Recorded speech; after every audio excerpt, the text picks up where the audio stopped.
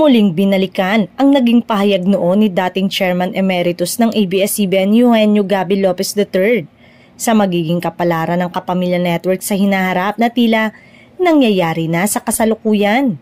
In a few years, ABS-CBN will be so different from ABS-CBN that you know now. Ibig sabihin nito ay may purpose ang gagawin at naging desisyon na ibenta ang ABS-CBN Broadcasting Center.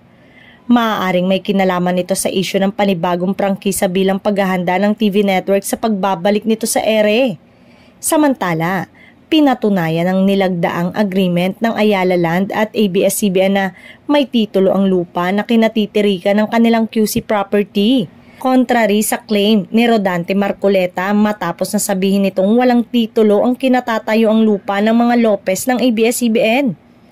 Isang memorandum of agreement ang nilagdaan ng ABS-CBN Corporation at Ayala Land noong February 27, 2025 para sa pagbebenta na sumasaklaw ng 30,000 square meters mula sa kabuuang 44,027.30 square meters ng property sa halagang 6.2 billion pesos.